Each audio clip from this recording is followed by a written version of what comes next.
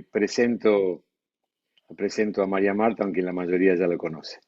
Te pedimos, Señor, por este rato que vamos a estar juntos acá, que nos ayudes a comprender tus verdades, Señor, lo que vos querés enseñarnos en este día, en esta tarde.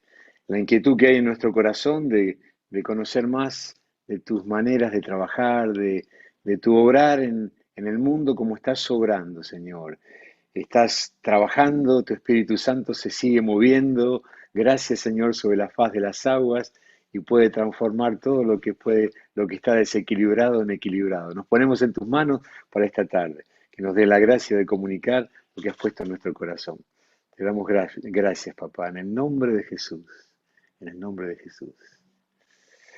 Bueno, vamos a hablar entonces sobre el título es un poco difícil, digo yo, difícil, ¿cómo es? La batalla cultural, el título lo sugirió María Marta, así que yo sigo, me parece muy bien. Batalla cultural, evangelizando en tiempos de deconstrucción. Vamos a aprender un poco más acerca de esto hoy. María Marta Marcelino nos va a dar la primera parte de esto y yo al final voy a concluir con algunos pensamientos sobre este tema. Así que le damos lugar a María Marta para que ella empiece a comunicarnos lo que tiene en su corazón y ha preparado para nosotros. Adelante, María Marta. Bueno, hola, bienvenidos a todos, a los que no saludamos antes, ¿cómo están? Me gusta verles las caras, ¿sí? Los que no pueden prender la cámara no importa, pero está bueno poder encontrarnos de esta forma, ¿sí? Como una charla para aprender y para desafiarnos a empezar a ver qué está pasando afuera, no muy afuera, porque algunas de las cosas que vamos a contar hoy también están pasando adentro, ¿sí?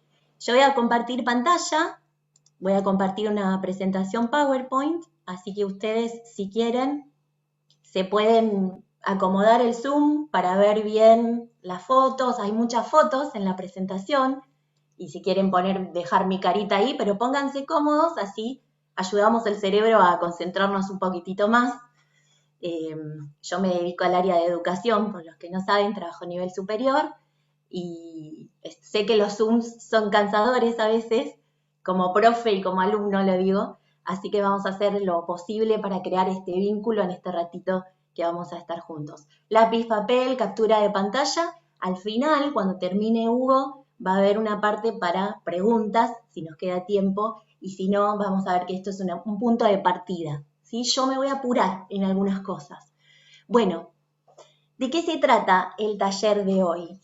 El taller de hoy vamos a hablar de qué es deconstruir y qué consecuencias tiene.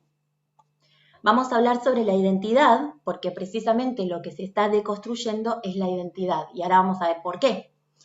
Y nuestra responsabilidad, ¿sí? ¿Se escucha bien? Antes de seguir, que yo estoy como muy apurada. Perfecto, muy bien, muy Perfecto. bien, muy Muy bien. bien, pueden reaccionar con los emojis, con las manos. Muy bien, bueno, entonces, esta charla es un poquitito como mirar el pronóstico del tiempo. Eso que está ahí es el pronóstico del tiempo para la semana esta que nos toca vivir de Buenos Aires. Va a ser un calor terrible, va a haber mucho sol. Así que, ¿por qué miramos el pronóstico? Para prepararnos. Y me gustó esta analogía porque lo que está pasando es inmediato, es ya, es ahora. Y tenemos que prepararnos rapidito. Y también esta charla es un punto de partida, ¿sí? Es un desafío para comenzar a informarnos de todas estas cosas y si están acá es porque tienen un interés o una inquietud, quizás por sus trabajos o por los lugares donde les toque desempeñarse. Así que es mirar para afuera para prepararnos y para empezar a caminar encontrando estas cosas que la sociedad nos plantea y poniéndolas a comparación con la verdad de Dios. ¿Qué es deconstruir? Yo voy a ir muy rápido con esto. Es un contexto filosófico moderno, podría decirse, que quiere decir cuestionar o replantear absolutamente todo. ¿Qué se plantea? ¿Qué se replantea hoy en día? Las verdades absolutas. Ya no hay más verdades. En el siglo XXI todo lo que hasta ahora veníamos construyendo como verdades, por ejemplo, la noción de la vida humana, se la empieza a relativizar, se la cuestiona. ¿Por qué es así? No necesariamente es así. No hay más certezas, no hay más verdades absolutas. Y esto de la deconstrucción viene pasando hace mucho tiempo, pero más exclusivamente en el siglo XXI, lo que se está queriendo destruir, se usa deconstruir porque destruir suena muy fuerte, lo que se está queriendo destruir es la misma noción de qué te hace ser humano. Es el mismo diseño de Dios lo que se está queriendo destruir. Y junto con esas certezas de que ya no hay nada absoluto en lo que te constituye como persona humana, se va a ver destruida tu noción de identidad, la tuya, la mía y de todos los que nos rodean. Y voy a dar un ejemplo sencillito, ahora vamos a ir viendo qué es la deconstrucción.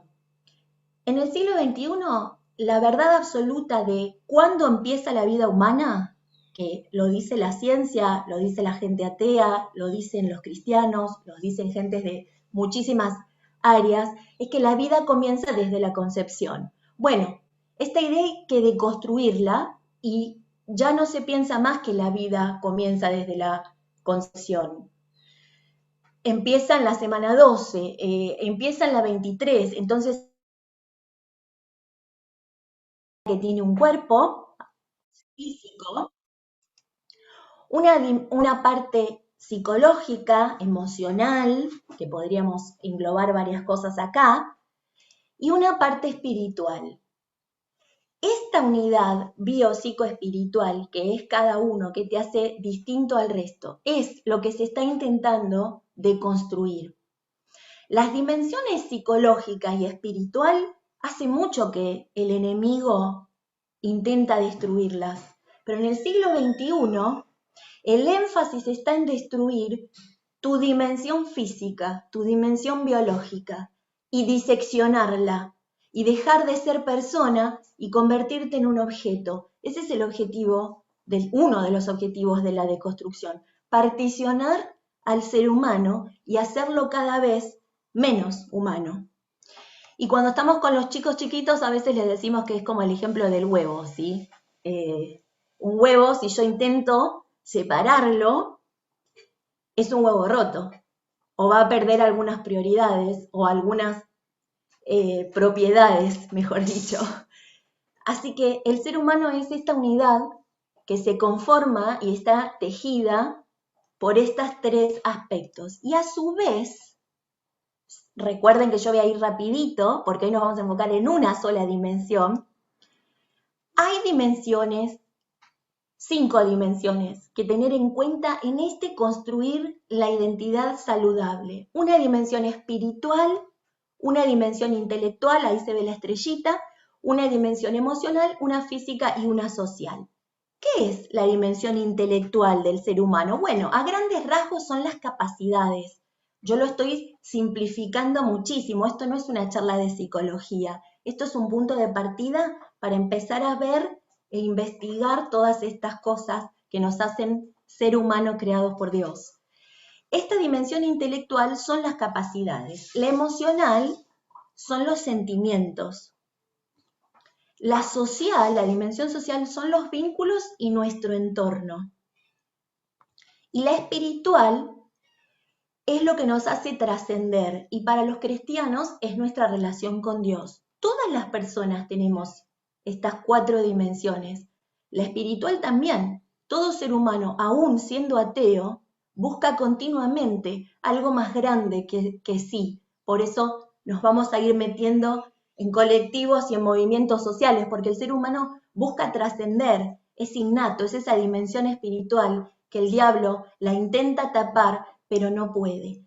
Estas dimensiones se van construyendo y adquiriendo a lo largo de la vida. Se entrenan, se pueden, como por ejemplo una capacidad o un sentimiento que puedo regular, una emoción, el vínculo va cambiando, los entornos también, se van construyendo y adquiriendo.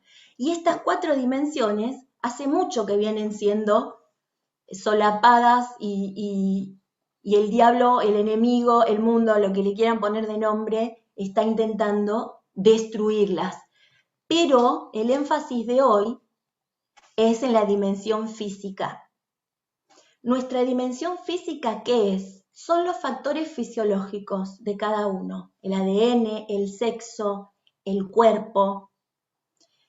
Esta dimensión física, creada por Dios como parte conformante de una persona humana, es la que en el siglo XXI se está diciendo, esta dimensión no importa, esta dimensión no es dada, vos la podés construir. Sin embargo, ahora vamos a ver que la dimensión física es lo dado. Yo puedo construir mis otras 4 dimensiones, pero la física está conmigo aún en el vientre de mi madre. Es lo dado.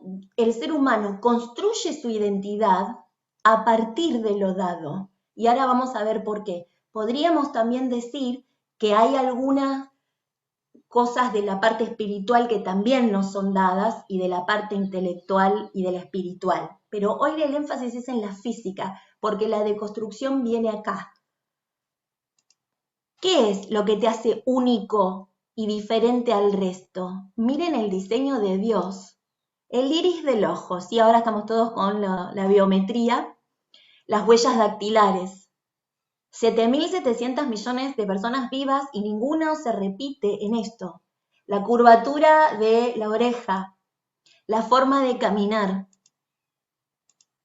los dedos de los pies, los dientes y la lengua. El detalle es absoluto, la voz. Tu voz no la tiene nadie. Tu sexo. Tu sexo está determinado en la dimensión física aún en el vientre de tu madre. Y el sexo es 2 hay. Mujer y hombre. Tu cerebro es distinto al resto y por supuesto tu ADN. Entonces, esta dimensión física es la base para empezar a construir la identidad. ¿Y por qué hago énfasis en esto? Porque en el siglo XXI nos están diciendo que, por ejemplo, la condición de ser hombre o mujer no está determinada y que vos la podés reconstruir. Eso es una mentira y eso lleva a un vacío existencial que va a terminar en la mayor parte de las veces en suicidio, en relaciones tóxicas, en condiciones de conductas de riesgo, ¿no? Entonces, todo esto aún en el vientre de tu madre, esas son fotos de ecografías. Miren el cerebro de esa persona humana, de esa mano y de ese pie. Esas características físicas están dadas, esta dimensión, aún en el vientre de nuestra madre. Por eso hay que defender la vida desde la concepción, por ejemplo, porque es una verdad absoluta, porque sacarle a una persona la posibilidad de nacer es quitarle todo y ya tiene una identidad distinta a la del resto, adentro del vientre de la madre. Para pensar, ¿no? Entonces, somos seres integrados. El ser humano es un ser integrado. La identidad se forma con lo dado, que es la dimensión física, y quizás algunas características de la intelectual y de la espiritual, y de lo adquirido, lo que voy construyendo cuando me vinculo, cuando tengo distintos entornos sociales, etcétera, etcétera. ¿Sí? ¿Vamos bien hasta ahora? ¿Sí? ¿Alguna reacción? Ahí yo me estoy apurando mucho hoy, pero la identidad es esta integración de este ser humano que es bio, psico, espiritual y que tiene cosas que le son dadas por Dios, porque nosotros no le vamos a llamar naturaleza, le vamos a llamar Dios, y luego hay otras que son adquiridas.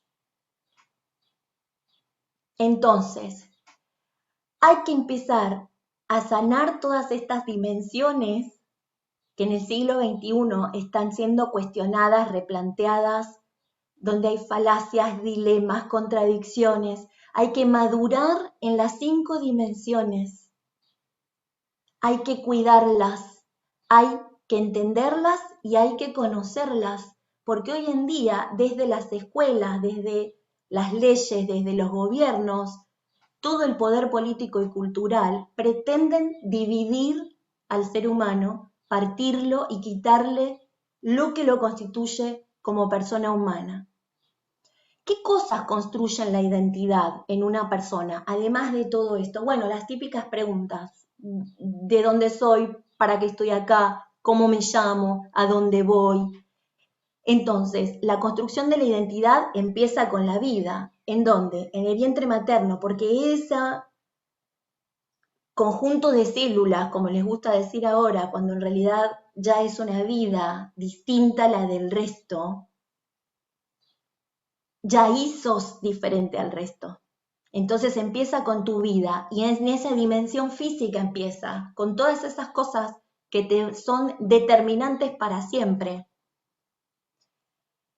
Tu característica de ser hombre o mujer, tu familia o la familia, tu nombre y tu apellido, tus bases, tus pertenencias, tu nacionalidad, tu ciudad. Si hoy acá nos preguntamos de dónde sos, de Salta, de tal lado, o sea, siempre es, me identifico porque es el lugar de donde soy. Todos acá tenemos la mayoría nuestro nombre puesto, porque todo eso nos identifica. El nombre, la nacionalidad, el apellido, la personalidad, el temperamento, las habilidades, todo esto te hace distinto al resto. Y por supuesto, en nuestro caso, nuestra identidad como cristianos, central en nuestra vida, central en nuestra propuesta en esta batalla cultural, que más que una batalla cultural es una batalla espiritual.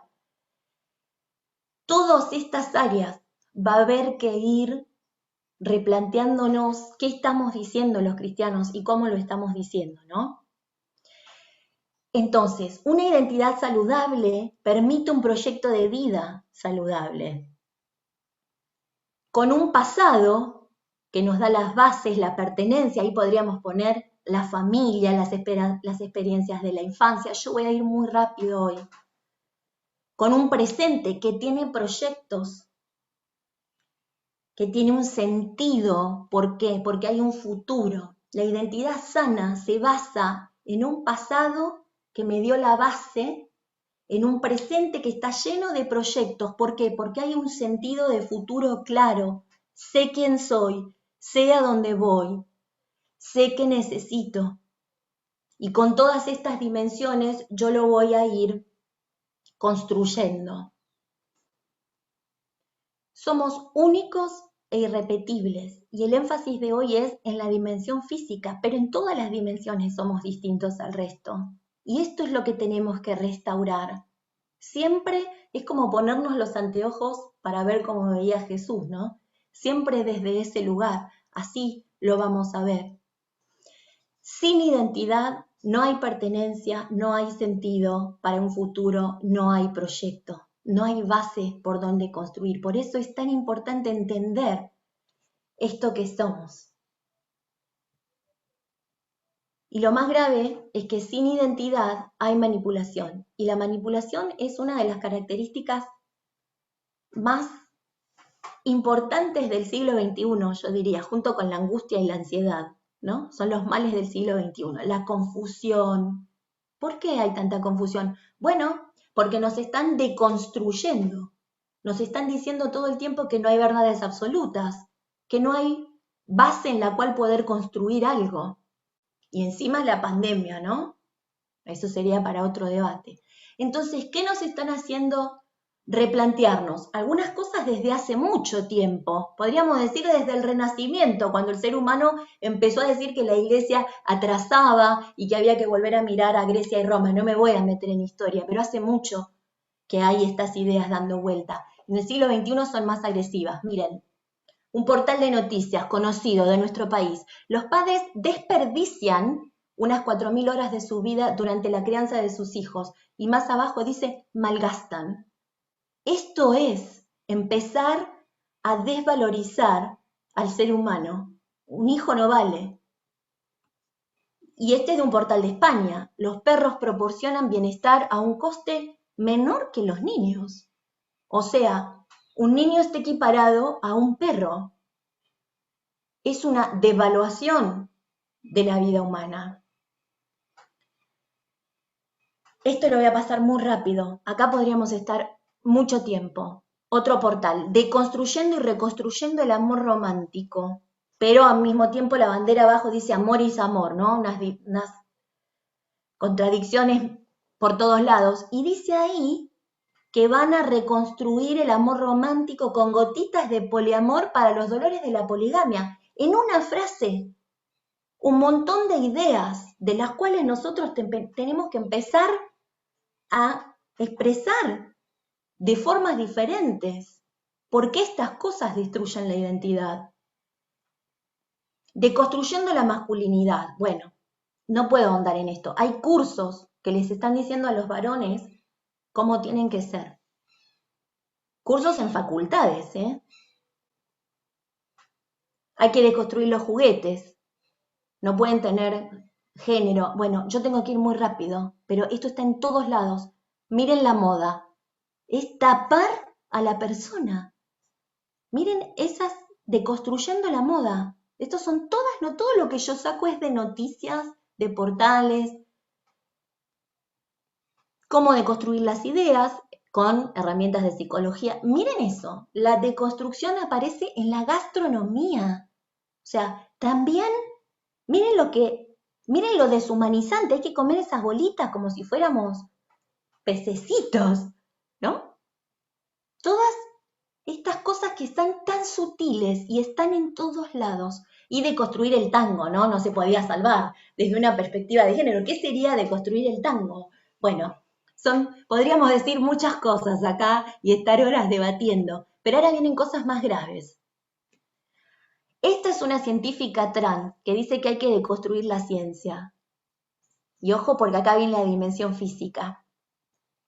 No es un ser humano, no es más que un montón de células y además no se da cuenta de nada. Así se habla de un ser humano que aún no nació, cuando ya sabemos que es único e irrepetible desde el vientre de la madre.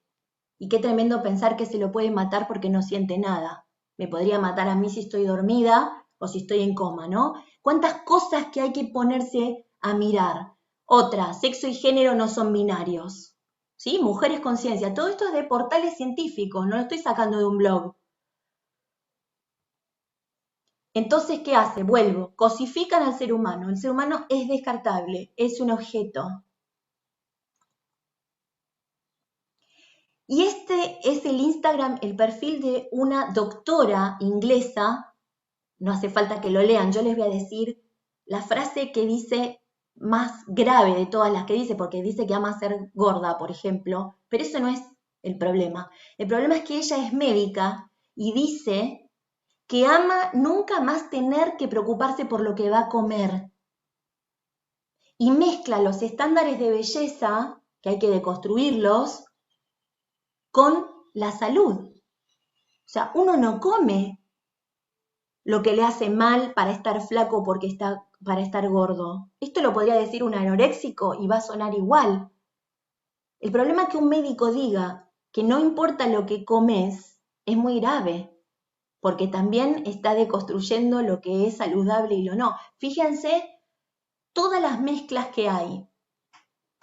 Deconstruyendo y reformando la misión de la iglesia. Ojo, porque en la iglesia ya hay mucho de esto, ¿eh? Hay Biblias inclusivas, teología sistemática gay. Yo no puedo adentrarme en todo esto, pero esto está en todos lados. Y miren esta, Sofía, la primera humanoide ciudadana de los Emiratos Árabes. Miren a Sofía. Sofía es un robot que la Organización de Naciones Unidas le dio la categoría de ciudadana. ¿Vieron esas cosas que nos dan identidad? Bueno, la ciudadanía es una. Bueno, esta persona de plástico, que no es una persona, este robot que se llama Sofía, que quiere decir sabiduría, cuántas cosas que podemos analizar, tiene más estatus que millones de personas alrededor del mundo que no son ciudadanos de ningún lado. Y además, ella es ciudadana de los Emiratos Árabes, pero sin embargo, no usa velo ni usa túnica como las mujeres de ese país, tiene privilegios. Sofía es un robot. ¿sí? Entonces, ¿qué nos va diciendo todo esto? Son señales de la devaluación del ser humano, de la cosificación. El ser humano dejó de ser persona y ahora un pedazo de plástico tiene más derechos que una persona humana creada por Dios. ¿Qué provoca la deconstrucción y la imposibilidad de construir una identidad sana? Conductas de riesgo, como mínimo. Un vacío identitario, no sé quién soy, no sé a dónde voy, no sé para qué estoy acá.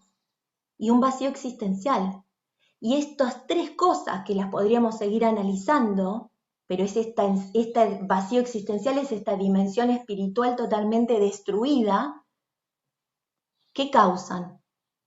Bueno, la generación del ni trabajo ni futuro, porque uno no sale ileso de estos replanteos y cuestionamientos. Y nosotros estamos en esta sociedad, y a nosotros también nos bombardean, nosotros también tenemos que sanar.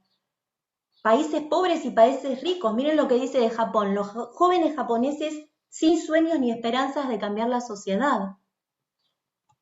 10 adolescentes mueren cada día por suicidio en la región. El suicidio es la tercera causa de muerte entre los adolescentes de 15 y 19 años. Estadística de UNICEF para la región de América Latina. La deconstrucción de la identidad se lleva puesta la vida nuestra y la de las personas. Los cristianos somos el último baluarte de la verdad. Nosotros tenemos, como decía ayer Néstor, tenemos que estar a la ofensiva en estos temas. Primero conocernos, pero hay que salir a proclamar estas verdades que sanan, que primero nos tienen que sanar a nosotros, porque estamos todos inmersos en la deconstrucción. ¿Quién llena ese vacío? Bueno, los movimientos sociales, entre otras cosas, las agrupaciones, las tribus, las manadas. Entonces, acá les pongo un poquito de chiste. El ser humano sin identidad se desvía y se toma cualquier qué. ¿Qué te tomas? Cualquier colectivo, ¿sí? Este es un colectivo muy conocido de la ciudad de Buenos Aires, va por General Paz, va a muchos lados. Es una línea muy icónica. No estamos hablando de un colectivo para ir de un lugar a otro. Estamos hablando de un grupo con el cual te puedas identificar, con un grupo que te dé pertenencia, que te dé ideas, que te dé una causa. Y les voy a poner algunos ejemplos muy rapiditos de palabras que escuchamos: movimiento, agrupación, tribu. Esto es una... ¿Por dónde entran estos colectivos y estos movimientos? Bueno, usan el Estado, usan la cultura. Entonces se convierte en una batalla espiritual para nosotros, porque en todas las áreas está esta deconstrucción, este particionate.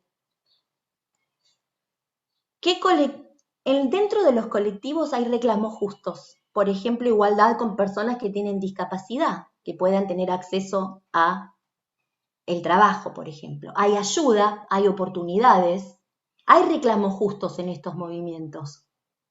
Pero hay cosas muy oscuras. Ahí vemos simbolitos de movimientos sociales muy oscuros del siglo XX y pedacitos del siglo XIX que repercuten en el XXI, ¿no? Y este movimiento te da un paradigma, te dice por dónde ir, te da filosofía, te da una causa, te da identidad. Miren estos otros movimientos, estos son opuestos. El Black Lives Matter, que lo conocen porque está seguido por acá, y el Ku Klux Klan. Son opuestos, pero son movimientos que le negaron a la otra persona la identidad en su constitución de ser humano. Así podríamos estar mucho tiempo. Miren esto, las pandillas de América Latina, las maras dan pertenencia. Todos los jóvenes de esa región necesitan participar de una mara para sentirse alguien. ¿Sí? Y el tatuaje, ¿sí? El branding que está en todos lados. La devaluación de la condición humana, ¿en qué movimiento viene? En el del cambio climático. Ojo con este movimiento del cambio climático, porque detrás de algunos reclamos justos hay una devaluación de la condición humana. ¿Qué está diciendo todo este movimiento? que tener un hijo, como dice el diario El Espectador, es el más grandioso acto de destrucción del clima. Y también nos dijeron que malgastábamos nuestras horas para criar los hijos. Y también nos dijeron que un perro te proporcionaba alegría a un coste menor. Todo esto sutil viene a devaluar tu condición de persona. Y esto va a los jóvenes, a los que están con este proyecto de vida incipiente. No tengas hijos porque destruís el planeta. Podríamos estar mucho tiempo hablando, pero esto nos bombardea de todos lados. A los que tuvimos hijos nos dicen, malgastás tu tiempo.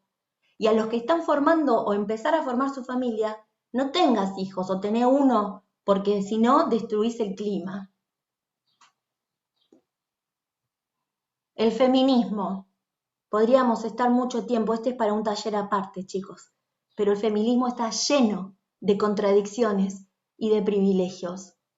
Y ahí tenemos personajes icónicos del feminismo radical.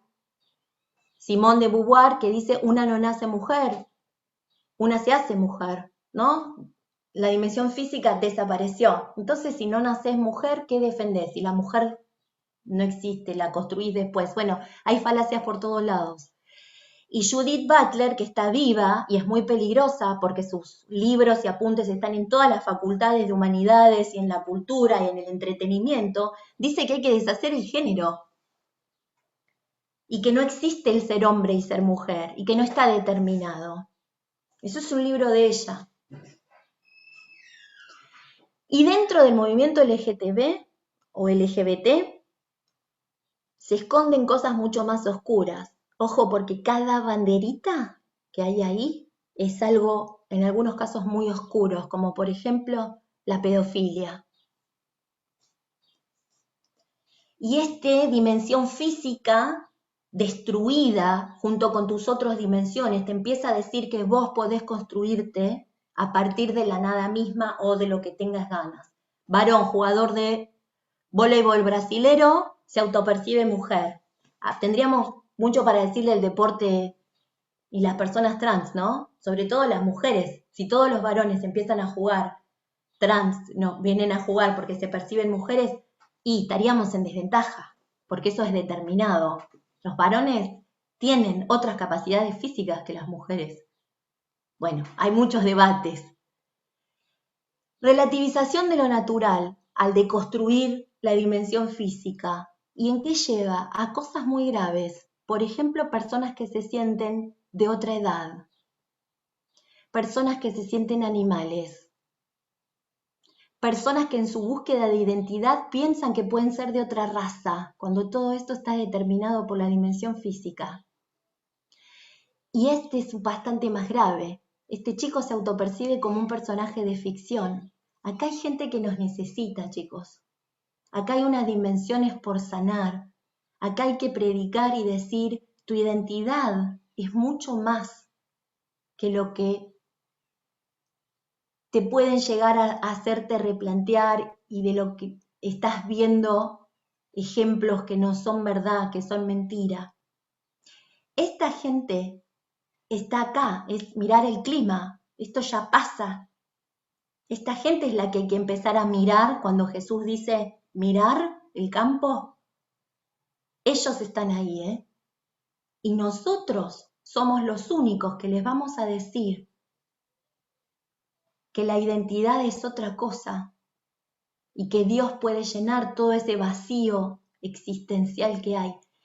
Nadie que no sea cristiano, o muy pocos, les van a decir a estas personas que lo que están haciendo es diseccionarse y matarse prácticamente. Solo el cristianismo y personas con sentido común van a seguir proclamando estas verdades. Y esto es lo último que se viene, ¿no? Ya termina la charla, ahora vienen las propuestas. El transhumanismo. ¿Qué es el transhumanismo? Es pensar que en la tecnología se puede superar lo natural humano. Entonces tenemos gente que se está poniendo dispositivos para mejorar sus capacidades. El transhumanismo es algo que incipiente está viniendo. La tecnología es superior al ser humano. Entonces, otra vez la desvalorización de la identidad humana. No tengas hijos por el clima, la tecnología es mejor que un humano, no malgastes tu tiempo. Hombre y mujer hay que pelearse y hay que deconstruirnos, inventarnos a partir de la nada misma. Pero el colectivo y el movimiento social a su vez te dice qué hacer, porque te dice que no tengas hijos, te dice que tu dimensión física no existe, te dice que te pongas un dispositivo para ser más inteligente. Y después las publicidades, ¿no? Estas son complicadas. Pepsi, animarse a más. Adidas, impossible is nothing, lo vemos todo el tiempo. Nike, hacelo. Just do it es hacelo. Todo es serás quien quieras ser, es sutil. No es que no hay que esforzarse, ¿eh? Tiene que ver con construirte sin tener en cuenta lo dado. Construirte a vos mismo, construir tu propio Dios, porque el transhumanismo busca construir un humano superior al creador, al ya creado, ¿no? Podés construirte independientemente de la naturaleza dada. Ahí tenemos la figura de un escultor. Un escultor parte de una piedra, parte de arcilla, parte de un bloque, de una madera, y de ahí construye. Bueno, nosotros construimos a partir de nuestra dimensión física y espiritual. Y esa es la verdad que vamos a proclamar. Y el resto se van construyendo y adquiriendo a la luz de las verdades de Dios. Si vos buscás de construirte sin tener en cuenta lo dado, sin tener en cuenta esta dimensión biopsicoespiritual, esta unidad, te vas a deshumanizar. Y nos lo vienen diciendo desde hace mucho, porque hace mucho que nos vienen diciendo que el hombre salió del mono, por ejemplo, siempre devaluando la creación de Dios, siempre devaluándola. Del mono ahora pasás a que es mejor ser Sofía, que es un plástico con identidad y ciudadanía. Nosotros venimos a cuidar nuestra humanidad. El panorama, el pronóstico es complicado, pero las verdades de Dios son eternas y son para todas las sociedades, en todas las épocas, en todas partes del mundo. La verdad es Jesús. Jesús dice, yo soy la verdad, y nosotros vamos a ir con esa verdad. ¿Qué dice de la dimensión física Dios? Voy a pasar muy rápido estos versículos. Mi embrión vieron tus ojos. Ya estabas ahí, vos. Tú me tejiste en el vientre de mi madre. Estos versículos son para llevarlos y rumiarlos, ¿no? Digerirlos. Somos templo del Espíritu Santo. Miren si la dimensión física no va a ser importante. Y así hay un par más. Somos hombre y mujer, determinados aún antes de nacer, con cerebros distintos, con diferencias genéticas más de 6.500, con cuerpos distintos. Que Dios nunca nos vio como rivales, siempre nos vio como un equipo. Y que cuando la Biblia dice someteos unos a otros, siempre lo dice en el servicio mutuo, que es la alegría del cristiano. Acá estas las sembramos para otra charla, ¿no? De ver los roles del hombre y la mujer de verdad, como Dios los vio, que es el servicio mutuo. Para la dimensión intelectual, la emocional, la mente de Cristo. Nosotros tenemos la mente de Cristo. Somos un cuerpo. Si una parte sufre, sufrimos todos. Si una parte se alegra, nos alegramos todos. Y todos ustedes en conjunto, dice la Biblia, son el cuerpo de Cristo. Y cada uno de ustedes es parte de ese cuerpo. Tenés una identidad. Sos parte de esta causa más grande, pero tenés tu propia función. En lo relacional, en lo vincular, ayúdense los unos a los otros, dice en Gálatas, a llevar las cargas, así estarán obedeciendo la ley de Cristo. Jesús no dejó afuera ninguna dimensión, porque Él es el creador de la identidad humana, obviamente con su Padre Dios, ¿no? Y si nos va mal acá, y si no pudimos hacer nuestro proyecto de vida tan saludable o nos pasaron cosas complicadas, Dios dice que si tu padre y tu madre te dejan, Él te va a recoger y te va a dar esa pertenencia. Que si no tuviste casa, Dios te va a dar una morada celestial, si lo aceptás como su Señor y Salvador. Que somos ciudadanos del cielo a los que los reciben, tenés nacionalidad también. Y para acá, mientras tanto, ¿qué dice? Que tiene planes para vos, para darte una esperanza y un futuro. ¿Qué vamos a hacer nosotros? ¿Cuál es la propuesta? Detrás del movimiento social hay una persona que sufre.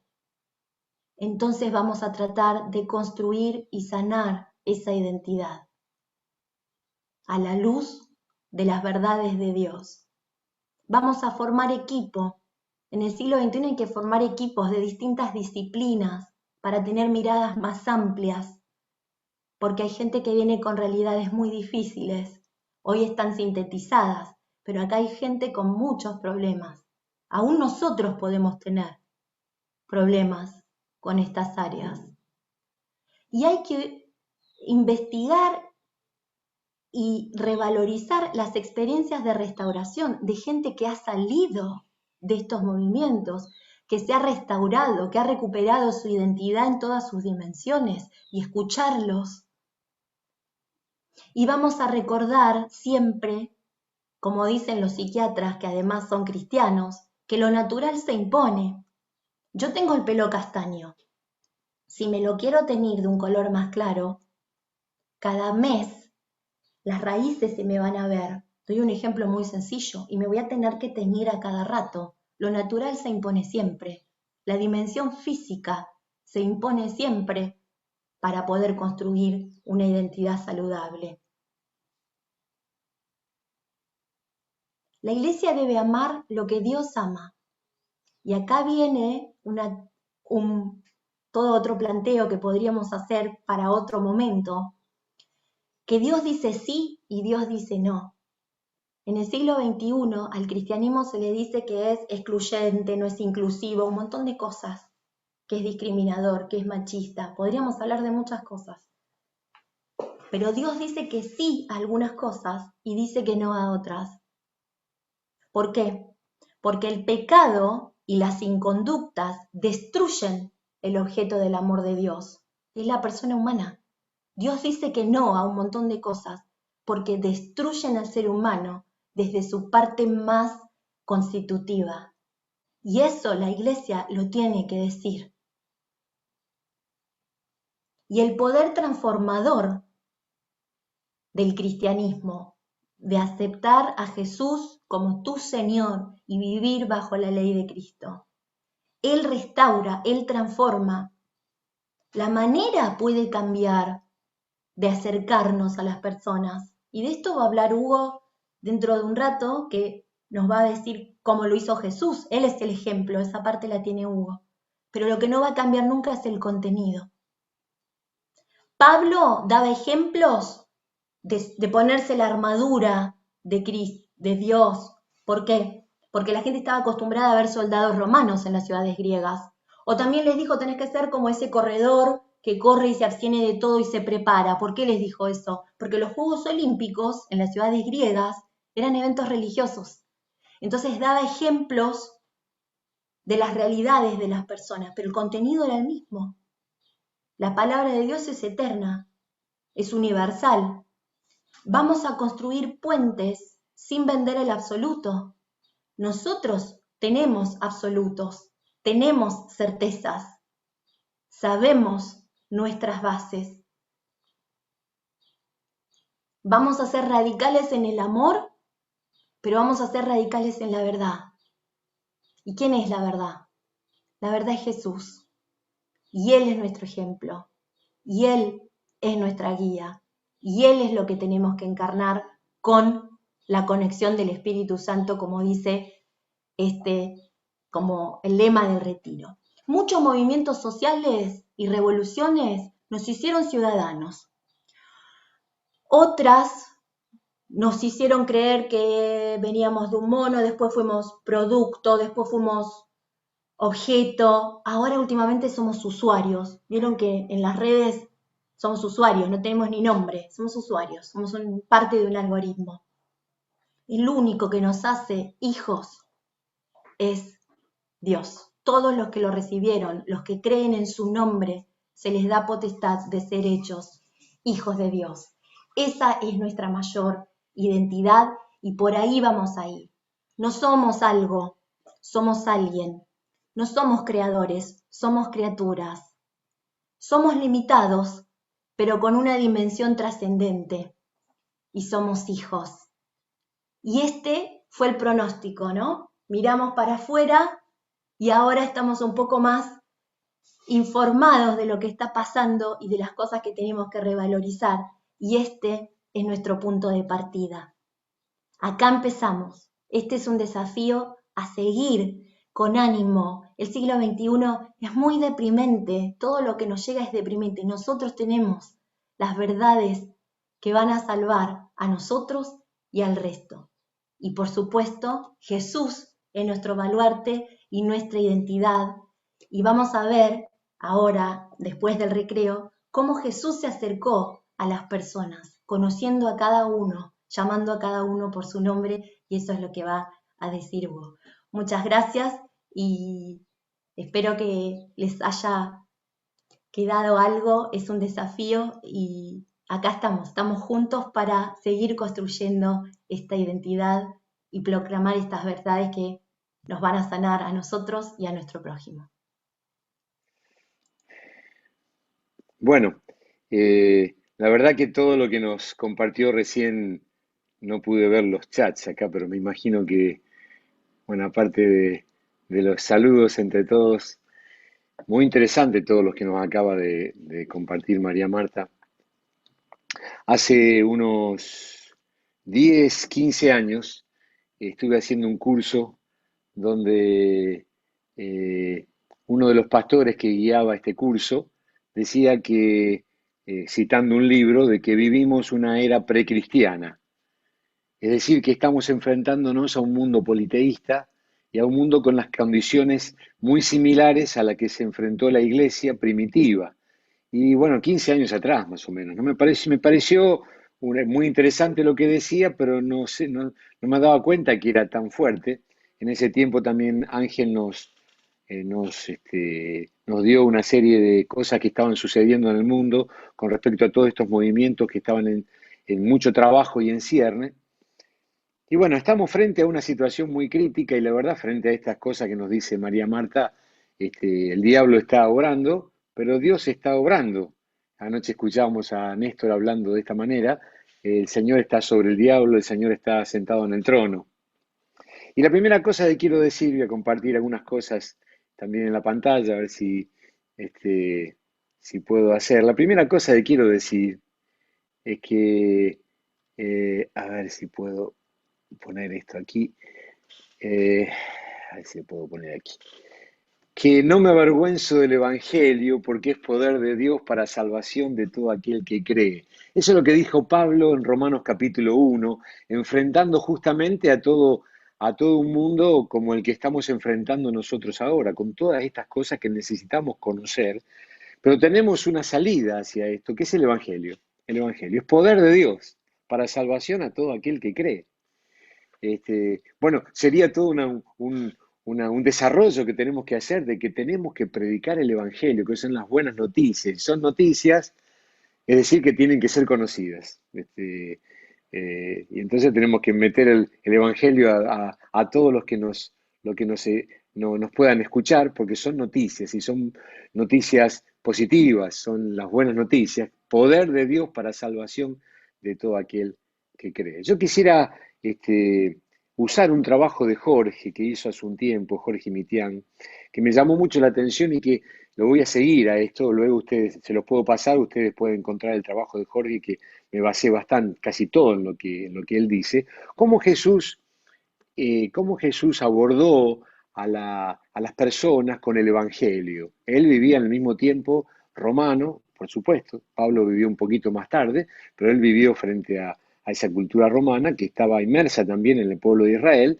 ¿Cómo hacemos para llegar a las personas con el evangelio del amor de Dios, el evangelio del reino? ¿Cómo hizo Jesús?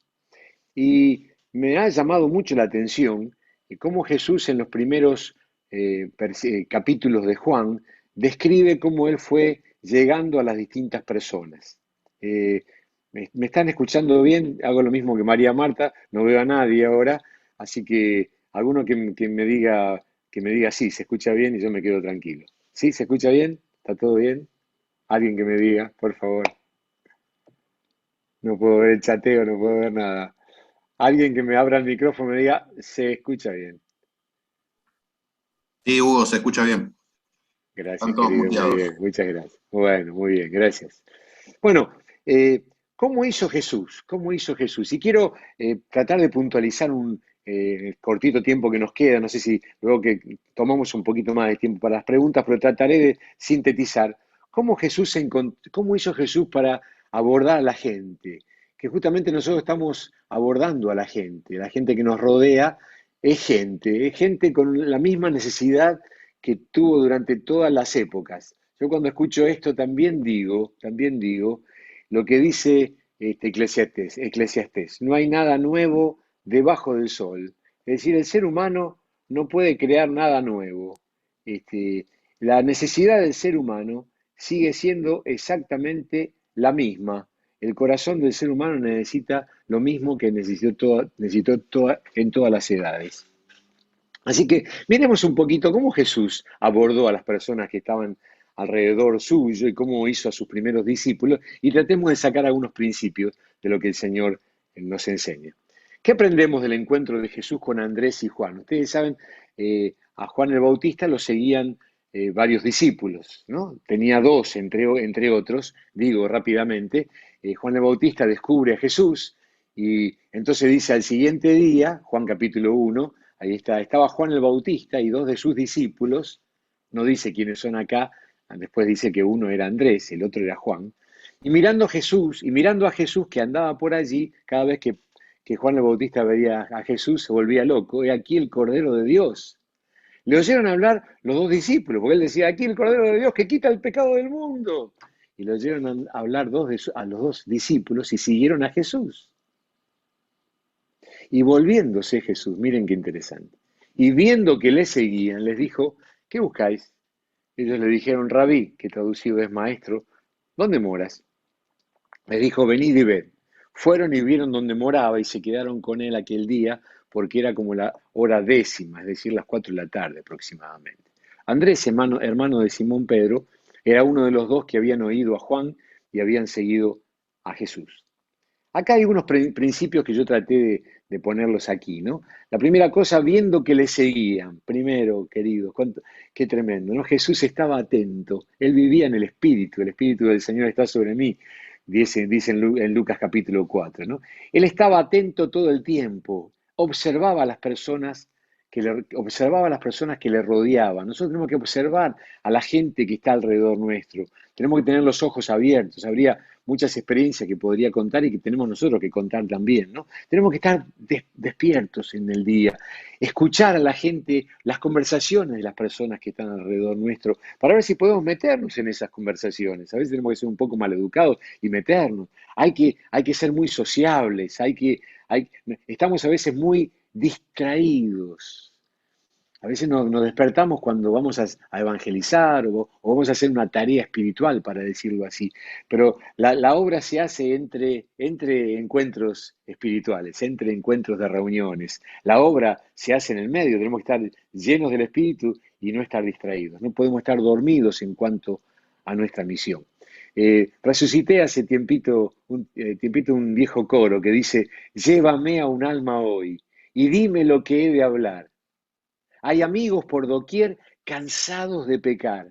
Pocos oran por ellos hoy. Ganarles pocos querrán. Llévame, Señor, y guíame y dame un alma hoy. Eso es estar atento. Señor, este día, ¿a quién puedo yo encontrar? Velar, orar, salir de la distracción. La segunda cosa es que él toma la iniciativa. Pues dice que le veían, ¿no? Aquí está viendo que le seguían. Pero después dice, él toma la iniciativa cuando ve que lo quieren seguir. ¿Qué buscáis? ¿Qué buscáis? Tenemos que ser abiertos, tenemos que saludar a toda la gente. Dice eso en el Sermón del Monte, si saludamos solamente a los que nos saludan, ¿no? Saludar a toda la gente, construir relaciones. Nosotros tenemos que ser constructores de relaciones amistosas con la gente, con los vecinos, con los compañeros de trabajo, con los compañeros de estudio. Tenemos que ser gente que tenga esa capacidad de empatía, porque amamos a las personas que están alrededor, tenemos que tomar la iniciativa. Tercero, tenemos que brindarnos a las personas. Le preguntaron, ¿dónde moras? Y él le dijo, vengan y vean, y se los llevó a la casa. Es decir, cada vez que compartimos el Evangelio, estamos compartiendo toda nuestra vida. Abrimos el corazón, abrimos nuestra capacidad del tiempo, porque le damos a la otra persona cabida en nuestro tiempo, abrimos nuestra casa, aprendemos a ser cordiales, hospitalarios. Miren, qué importante, brindarnos a las personas. Aquí puse los tres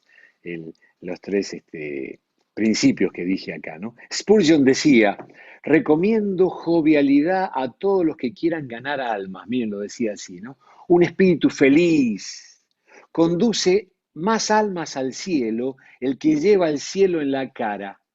Conduce más almas al cielo el que lleva el cielo en la cara que el que lleva el infierno en sus gestos y aspectos. Miren qué tremendo este hombre que era el príncipe de los predicadores. Bueno, tercera cosa, brindarnos a las personas.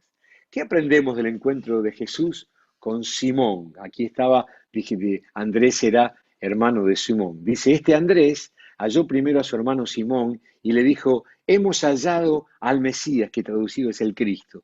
Y le trajo a Jesús. Y mirándole Jesús dijo, tú eres Simón, hijo de Jonás. Tú serás llamado Cefas, que quiere decir Pedro.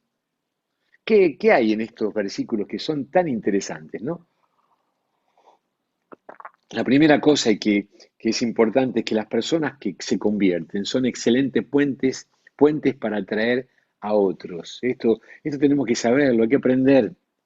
Cada vez que se convierte alguien, hay detrás de él una familia, hay detrás de esa persona un montón de gente con las mismas necesidades y que esa persona va a llegar mucho más fácilmente a toda esa gente conocida que nosotros mismos. La segunda cosa acá, ¿no? Andrés llamó a su hermano Simón. Simón.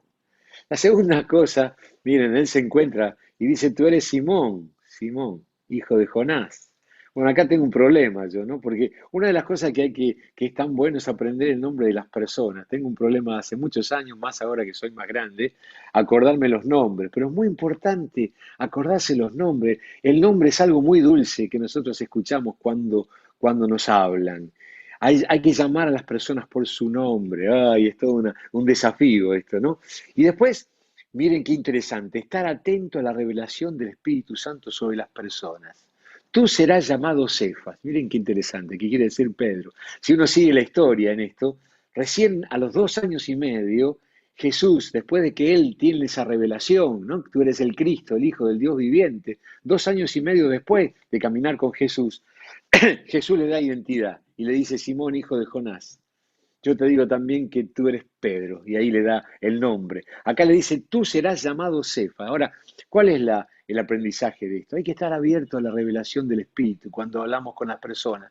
Miren, recién María Marta nos contaba toda esta locura que la gente vive. Todo eso implica una destrucción de su alma, de su corazón, en su desazón. Nosotros tenemos que estar muy atentos a la guía del Espíritu Santo para poder ayudar a esas personas. ¿Qué aprendemos de Jesús con Felipe y Natanael? Un poquito más adelante, en Juan capítulo 1, dice, al siguiente día, es interesante que ahí hay días tras día, son casi una semana en la vida de Jesús. Después mírenlo, porque son días tras día. Al siguiente día quiso Jesús ir a Galilea. Ya se fue de Judea, donde estaba, donde halló a los otros discípulos, y allí halló a Felipe y le dijo, sígueme. Y Felipe era de Betsaida, la ciudad de Andrés y Pedro. Bueno, Andrés y Pedro ya habían sido tocados por el Señor. Felipe halló a Natanael y le dijo, hemos hallado a aquel de quien escribió Moisés en la ley, así como los profetas. Hemos hallado a Jesús, el hijo de José, de Nazaret. Y Natanael le dijo, de Nazaret puede salir algo de bueno. Ustedes saben, hay toda una historia, había una pica entre Nazaret y Betsaida. Es como Córdoba y Rosario, para decirlo así, pero eran ciudades muy cerquitas y había mucha pica. Le dijo Felipe, cuando quiso empezar a discutir, vení, ve. Cuando Jesús vio a Natanael, que se le acercaba, le dijo, he aquí un verdadero israelita en quien no hay engaño. Le dijo Natanael, ¿de dónde me conoces? Respondió Jesús y le dijo, antes de que Felipe te llamara, cuando estabas debajo de la higuera, te vi. Qué va. Esto es para detenerse, estoy rápido en el tiempo, pero qué experiencia. Respondió Natanael, le dijo, Rabí, tú eres el Hijo de Dios, tú eres el Rey de Israel. Respondió Jesús y le dijo, porque te dije, te vi debajo de la higuera, ¿crees? Cosas mayores que estas verás. De cierto te digo que de acá en adelante veréis el cielo abierto y los ángeles de Dios que suben y descienden sobre el Hijo del Hombre. Acá hay varias cosas muy interesantes, muy interesantes. La primera, la primera que se ve acá es que eh, a veces una sola palabra, miren, la palabra sígueme, este, Jesús va a varias personas, le dijo una sola palabra. Qué importante es tener una palabra. A veces una palabra significa mucho para la persona, una palabra de Dios. Acá fue, sígueme. Siempre cuento de mi hermano cuando él, antes de realmente convertirse, mi hermano Roberto, que está con el Señor hace muchos años, él fue pastor de Condarco, este, fuimos a ver, ahí es toda una historia muy larga, no la voy a contar, pero el pastor que nos estaba hablando, que era Iván Baker y era Erickson también, le dijo algo que le cayó muy mal a él. Bueno, está bien, lo que te dije es suficiente. No tenés nivel para recibir algo más. Le pegó en el orgullo, le metió el dedo en el ojo y este otro se sintió, ¿quién es este tipo? ¿Qué tiene este tipo? ¿Qué tiene este tipo para decirme esto? Y eso le causó un deseo de buscar más. Una palabra, ¿no? Acá la palabra fue sígueme. La segunda cosa que se ve acá interesante, cuando él encuentra a Felipe, que encuentra a Natanael, es que no se puso a discutir, no siempre hay que discutir. Y otras veces sí habrá que discutir, como Pablo allí en el Areópago, ¿no? Y demostrar que Jesús es el Señor, Jesús es el Cristo. Pero otras veces es vení y ve, qué interesante, ¿eh? Vení y ve. Y luego Jesús aparece allí ya en el encuentro con Natanael. Estoy tratando de resumir, ¿no? Y qué interesante lo que Jesús dice, ¿no? Aquí un verdadero israelita. Y es importante aprender a elogiar a las personas, a no reprocharles. A veces nosotros con el asunto de predicar a Jesús como el Señor, o predicar que el pecado existe, a veces en vez de predicar las buenas noticias, predicamos el arrepentimiento. El arrepentimiento viene después de la fe. Acuérdense, fe y arrepentimiento. Estoy haciendo un aporte, pero un aporte muy corto en este sentido. Tenemos que aprender a elogiar a las personas. Si una persona si una persona es católica, si una persona cree que existe un Dios, partamos desde allí, a decirle que nada de lo que tiene sirve para nada. Y acá, bueno, Jesús hizo eso, ¿no? Lo elogió y dijo algo más. Cuando estabas debajo de la higuera, te vi. Miren qué interesante. Hay toda una historia acá, ¿no? Hay una serie que se llama The Chosen, donde está muy lindo, justamente lo refleja muy bien a Natanael, ¿no? A lo que después fue Bartolomé. Él tenía una pregunta, digo, si estaba quizá hablando con el Señor y Dios lo vio. Jesús lo vio, acá hay una experiencia espiritual, ¿no? Otra vez está este principio que vimos antes, ¿no? Este, tener una revelación sobre las personas. Te vi. Y él recibe el Señor había escuchado su oración, probablemente, ¿no? Pero Jesús lo vio. Otra vez la palabra del Señor, qué importante en esta situación. Bueno, voy a otra más. A ver si puedo, el tiempo me ayuda. ¿Qué aprendemos del encuentro de Jesús con la samaritana? Acá son encuentros, hay varios más, voy a tocar algunos. Acá me pasé por alto el encuentro de Jesús con Nicodemo. Pero acá está la samaritana. No voy a poner todo el texto, pero porque es largo, lo pueden leer en Juan capítulo 4. ¿Recuerdan allí las 12 del mediodía? Jesús con un hambre bárbaro, los apóstoles también, los apóstoles se van a comprar comida y Jesús queda solo, muy cansado, y se encuentra con una mujer samaritana. Y le dice, dame de beber. Es toda una historia muy interesante que a mí me ha servido mucho para ver cómo es el proceso de la evangelización hacia las personas. Hay un proceso muy interesante. Pero no voy a hablar de este proceso, sino de algunas cosas que se ven aquí. La primera cosa que se ve acá es que Jesús habla con una samaritana y una mujer. Es decir, que él ignoró las barreras. Nosotros cuando vemos a toda esta gente que cada vez son más deconstruidos, para usar la palabra que usó aquí María Marta, ¿no? El mundo va tomando fisonomías que son torcidas y a veces esas cosas no, más que nos da hasta repulsión muchas cosas, no solamente las razas como pasa en otros países, pero él rompió toda barrera racial, cultural, social. Al ver a la gente tenemos que ignorar las barreras, tenemos que mirar más allá. Tenemos que ver a la gente bueno, me estoy yendo ya, ¿no? Tenemos que ver a la gente como gente por la cual Cristo murió, ignoró las barreras. La segunda cosa que él dijo es dame de beber. Es decir, captó la atención de esa persona. Nosotros tenemos que ser, como dije, llevar el cielo en la cara, tenemos que ser empáticos con las personas, tenemos que hablar con la gente, hay que captar la atención de lo que están alrededor nuestro, naturalmente. Luego tenemos que ser amables. Miren, tercer principio que está acá con la gente, ¿no? De tal manera fue amable que la mujer dijo, un judío que me hable a mí, como tú siendo judío me pides a mí de beber, que soy mujer samaritana. Bueno, podríamos sacar muchas conclusiones allí, pero el pensamiento y la frase de la mujer, ustedes que se creen superiores, vos venís a hablar conmigo, qué interesante, ¿eh? Ser amables en el trato con la gente. Lo cuarto es crear expectativa, curiosidad, una sana intriga. Si conocieses el don de Dios, le dice Jesús, y quién es el que te dice, dame de beber, tú le pedirías. Y claro, la mujer dice, no lo ve con un balde de agua, no lo ve con nada. ¿Con qué vas a sacar? Crear expectativa, nuestra evangelización con la gente, tiene que crear expectativa. A veces damos una serie de pasos con la gente. Tienes que saber cuatro cosas. Primero, que eres un pecador. Segundo, que Dios te ama. No nos sirven estas cosas. Pueden servir como un esquema para poder meter el evangelio, pero tenemos que tocar el corazón de las personas y hay que crear una curiosidad, una sana intriga en nuestra contacto con las personas. Luego este, dice que fue a fondo. Bueno, le dice, si supieras, ¿no? ¿Quién es el que te pide? Entonces la mujer dice, bueno, tráeme, todo aquel que beba de este agua volverá a tener sed, le dice el Señor, pero el que beba de agua que yo le daré no tendrá sed jamás. Y la mujer dice, dame esa agua, si yo no vengo más a buscarla acá. No había entendido nada, pobre mujer, ¿no?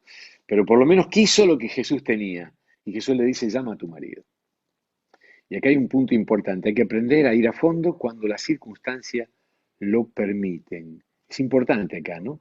Él tuvo una palabra de Dios. Acá otra vez está en la operación de los dones. Ayer escuchábamos a Néstor hablar sobre la operación de los dones en la evangelización. Tenemos que aprender porque esto no es cuando a veces escuchamos algunas cosas como las que nos dijo Néstor anoche, por ahí quedamos, oh, vamos, ¿no? Estaba ahí, ¿se acuerdan las experiencias que tuvo? Fueron tremendas, ¿no? Pero en la evangelización los dones aparecen de una manera muy sencilla. Muchas veces el Señor nos trae a la mente un ejemplo. Muchas veces no, pero muy sencillamente trae una palabra de sabiduría que estamos charlando y algo se hace muy sencillo, muy claro. A veces nos trae una palabra de conocimiento. Este, a veces hay una fe especial que podemos actuar para orar por las personas. Bueno, en este caso el Espíritu Santo le trajo a Jesús una palabra. Llama a tu marido y ven acá. Y bueno, después le dice, cinco maridos has tenido, el que tiene no es tu marido. Entonces, a ir a fondo cuando las circunstancias lo permiten. Y luego fue a fondo y le dijo con gracia estas cosas, porque podemos ser medio, como decimos a veces, desgraciados para decir las cosas y las personas terminan enojándose con nosotros. Así que poder decir la palabra con gracia, qué tremendo, esto que nos dijo, verdad y gracia que nos dijo hace un ratito María Marta.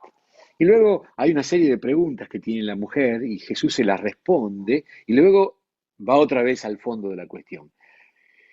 Sería mucho para hablar en este momento, pero hay muchas preguntas que la gente tiene y que no se han encontrado con cristianos verdaderos que los puedan responder esas preguntas. Hay respuestas en Dios y tenemos que responder a aquellas piedras que las personas tienen en la cabeza, que impiden que conozcan al Señor.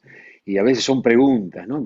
¿Por qué si Dios es tan grande hay tanta gente que tiene hambre? ¿Por qué si Dios es perfecto a mí se me murió mi papá? O cosas por el estilo. Hay tantas cosas que la gente tiene y tenemos que tener la gracia y la sabiduría para responder esas preguntas y poder llegar al fondo del asunto. Luego priorizó su misión sobre las otras necesidades personales. Él le dijo, Perdón, una cosa más que no sé si la puse acá. A esperar que llegue el momento de la revelación, no la puse aquí. A esperar que llegue el momento de la revelación de la persona de Jesús. Me parece muy importante esto. La mujer dice en un momento dado, sé que ha de venir el Mesías, llamado el Cristo. Cuando Él venga nos declarará todas las cosas. Y Jesús le dice, yo soy el que habla contigo. Qué bárbaro. Se produce, no solamente Él habló, sino que hubo un ida y vuelta con esta mujer. Y en un momento dado se produce una revelación en ella. Hay que esperar ese momento cuando estamos hablando, que la palabra llegue. Y llega la palabra a través, porque la palabra es predicada con fe. Bueno, y digo dos o tres cosas más acerca de este encuentro. A priorizar la misión sobre nuestras necesidades personales. Los dos discípulos vienen a estar con él trayendo la comida y no sabían, lo vieron hablando con una mujer, que la mujer se iba y le dice el Señor, mi comida es que haga la voluntad del Padre que me envió. ¿Cómo? Estaba cansado, tenía sed, tenía hambre, pero él puso la misión en primer lugar. Queridos, tenemos que priorizar la misión. Si estamos en la facultad es para predicar el Evangelio, es nuestra misión. Si estamos donde estamos, si estamos en un trabajo, si estamos con gente, tenemos una misión. Claro que tenemos que ser buenos estudiantes, buenos trabajadores, buenos vecinos, todo lo bueno que el Señor nos enseña que seamos, pero tenemos que priorizar nuestra misión. Estamos allí por una primera cosa, que es llevar el Evangelio de la gracia de Dios.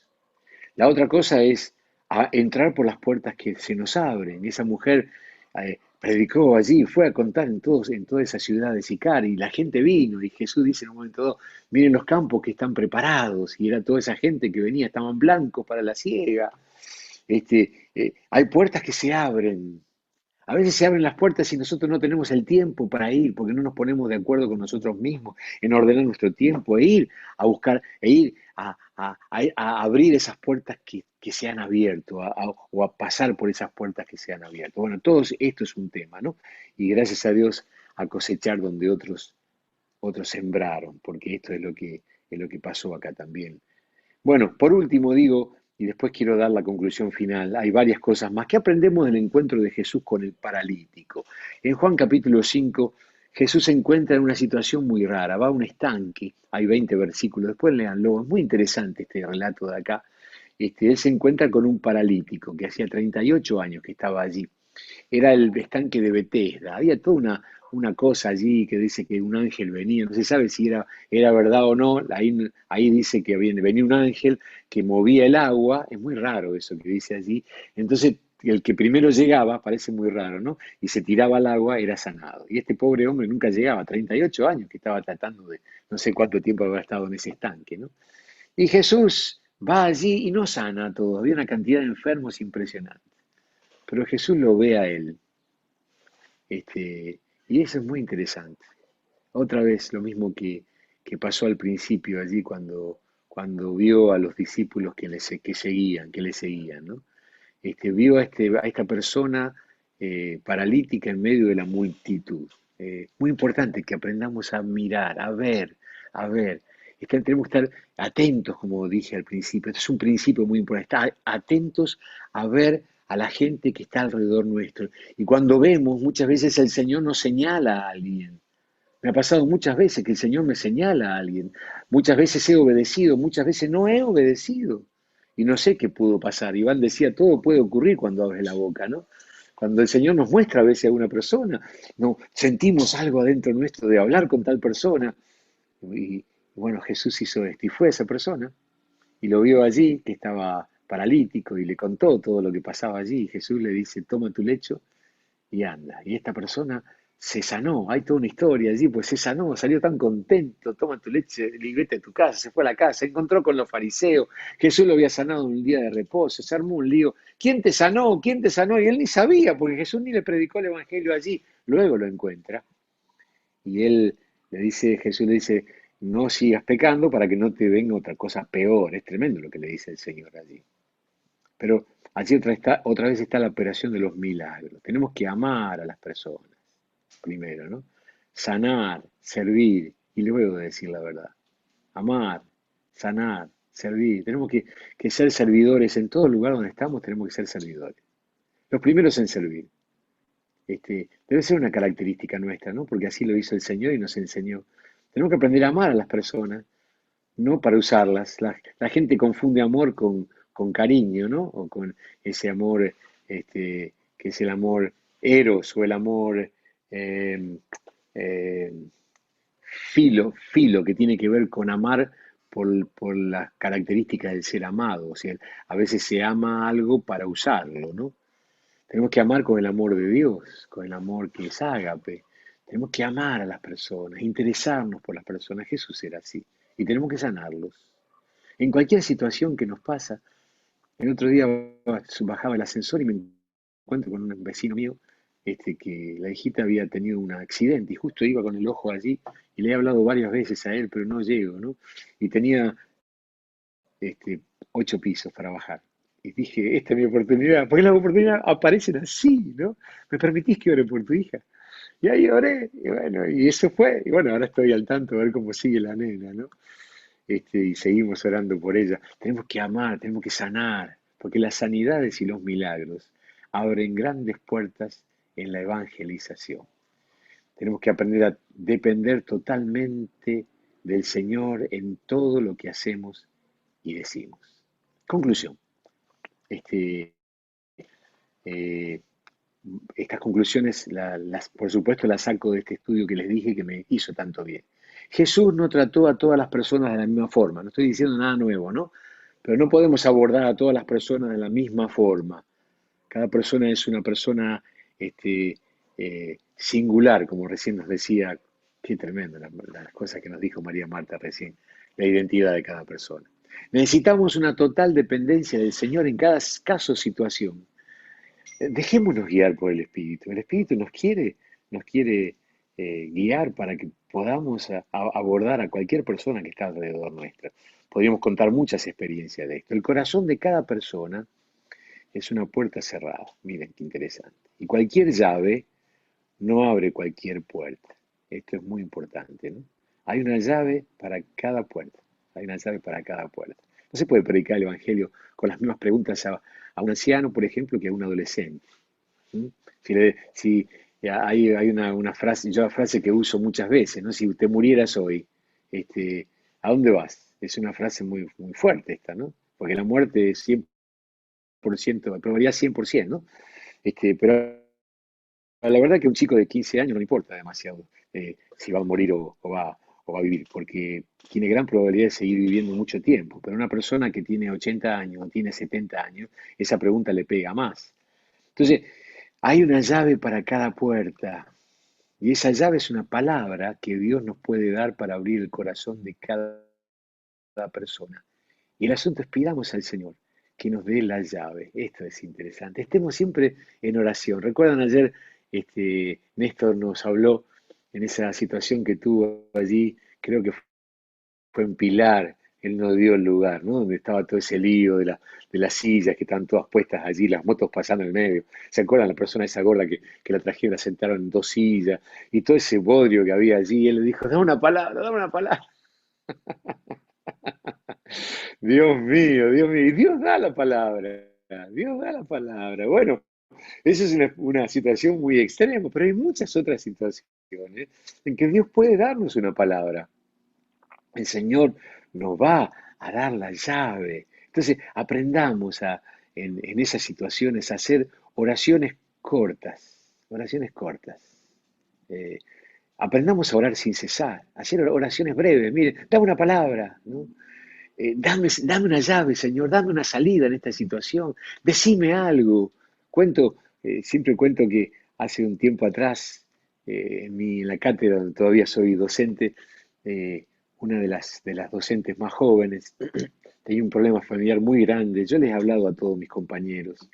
Esta chica bastante nueva en la cátedra estaba con una situación muy grave y tuvo la valentía de abrir su corazón a toda la mesa que estábamos allí. Mira, estábamos tomando examen. Y todos mis compañeros parecían cristianos, todos le daban una solución distinta. La verdad, cosas muy lindas las que le decían, ¿no? Pero cosas muy superficiales, ¿no? Y yo casi me uno a todo ese grupo de consejo y le pedí, Señor, dame una palabra, dame una palabra, dame una palabra. Y cuando íbamos caminando por el pasillo, Dios me dio una palabra y se la di.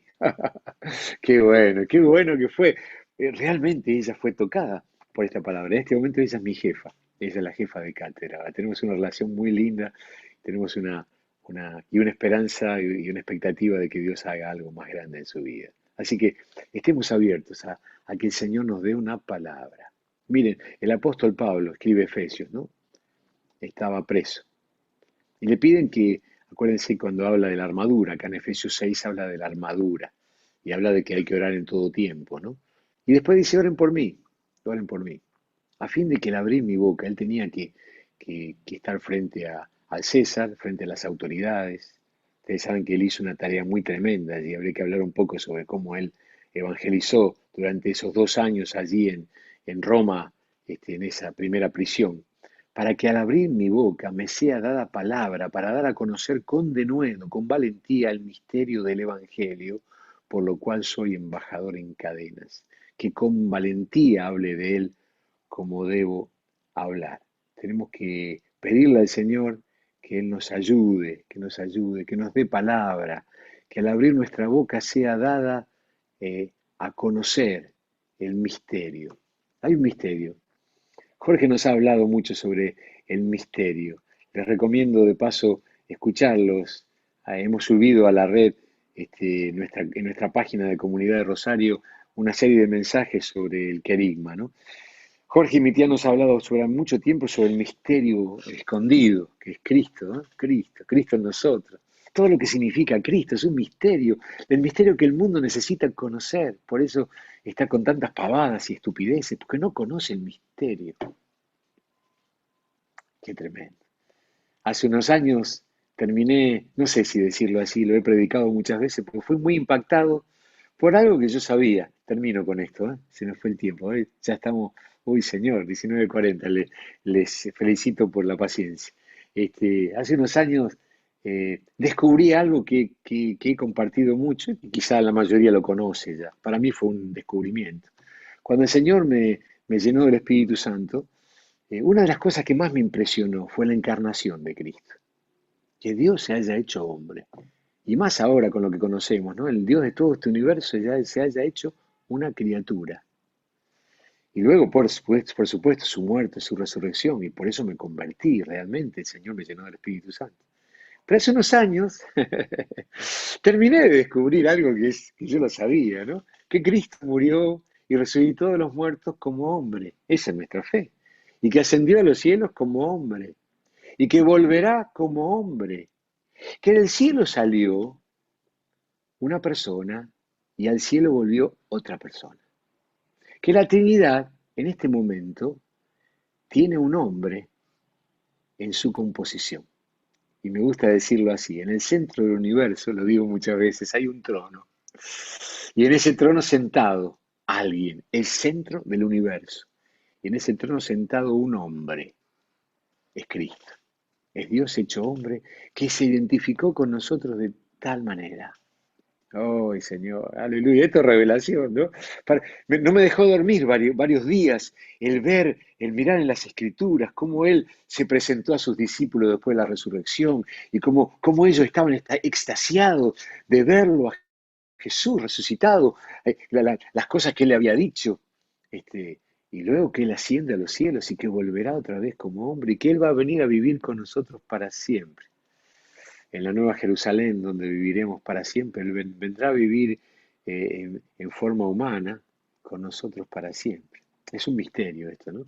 Pero este misterio que es todo lo que tiene que ver con la encarnación, con su muerte, con su resurrección, ha hecho de nosotros personas nuevas. Este es el misterio que tenemos que dar a conocer a los que nos rodean. Bueno, ¿Cómo podemos nosotros, en este contexto, ¿no?, poder amar a una persona trans? ¿Cómo podemos manifestarle el amor de Cristo realmente? sí. Y Sí, por lo menos yo te puedo decir algunas cosas, ¿no? Primero, detrás de la persona a la que vos te dirigís hay un Hay Jesús una que persona. sufre, ¿no? Eh, y que hay que restaurar. Entonces, depende, hay como varias cosas en la pregunta. Si vos estás en una situación de trabajo, Bueno, ahí tendrías que ver qué te está pidiendo tu trabajo. Y de ahí, si vos estás en contra, porque tus convicciones son más fuertes que tu trabajo, Ujú. y te van a hacer algo que vos no estás de acuerdo, bueno, esa es otra discusión. Pero fuera del ámbito laboral, a la persona le tenés que ir primero a restaurarla, ¿no? La mayoría, el índice de suicidio del colectivo trans es altísimo. En países donde no se los discrimina, es falaz que las personas que son trans se suicidan porque se discriminan. Se suicidan porque el vacío existencial es enorme y está lleno de testimonios de personas trans que han sido restauradas por el poder de Cristo, que por supuesto ahí interviene la psicología, la psiquiatría, pero acá tiene que haber algo espiritual, porque al fin y al cabo lo que está destruido es su humanidad misma. Entonces, ahí depende mucho cómo te acerques a la persona dependiendo del ámbito en donde estés. En el trabajo, lamentablemente, si te obligan a hacer algo que vos no estás de acuerdo, bueno, si es una institución privada, quizás tengas que renunciar, yendo al extremo, ¿no? Acá es donde el cristianismo va a tener que empezar a decir, bueno, ¿qué estoy dispuesto a hacer? Fuera del ámbito laboral es formar equipos, armar estrategias de profesionales cristianos, informarse, orar, o sea, todas esas cosas, pero el ámbito laboral, ahí hay todo un tema que hay que ponernos a investigar. Sí, Hugo. Eh, Al abordar a las personas trans, recasadas, quiero decir, ¿no? Estamos abordando a gente que está en pecado. Todas las personas están en pecado. Nosotros tenemos que predicar el Evangelio. Este, lo que dice, los datos que nos da María Marta son tremendos en esto que dice, ¿no? Pero la palabra dice en Romanos capítulo 1 que recibieron en sí mismos la retribución debida a su extravío, hablando de aquellos que entran en la transexualidad o en la homosexualidad. No nos engañemos con que esa gente son felices, el orgullo gay es todo una mentira más grande, cómo se construyen todas estas cosas con las mentiras. En 1 Corintios dice que ni los fornicarios, ni los adúlteros, ni los afeminados, ni los que se echan con varones, y está hablando allí de las dos clases de homosexuales, positivos y negativos, para decirlo de una manera, no heredarán el reino de los cielos. Y esto erais alguno de vosotros, más ya habéis sido santificados. Es decir, este es una vieja historia, una vieja torcedura del ser humano desde hace muchísimos siglos, ¿no? Sodoma está en el tiempo de Abraham esto, ¿no? Es más viejo que el ser humano, tan viejo como el ser humano. Entonces, abordemos a las personas como personas, prediquemos el Evangelio. Yo sé que son gente difícil cuando uno mete, pero en un momento vamos a tener a tocar el tema, como tocamos el tema con cualquier persona, cuando predicamos el Evangelio a un chico que está viviendo con su novia, llega el momento dado en que tenemos que decirle que eso no es correcto. Y la sociedad dice que es correcto. ¿Qué me importa lo que diga la sociedad? ¿Qué dice Dios sobre esto? Entonces ahí estamos en la confrontación de la verdad de Dios. Entonces, este es un colectivo como hay un montón de colectivos. Se pusieron de acuerdo para ser un poco más fuertes, para tener un poco más de identidad, como lo digo de otra manera, como, no lo digo tan bien como María Marta, ¿no? Pero tenemos que llevar el Evangelio a cualquier persona que necesita a Cristo. No sé si Mariano responde un poco a tu pregunta.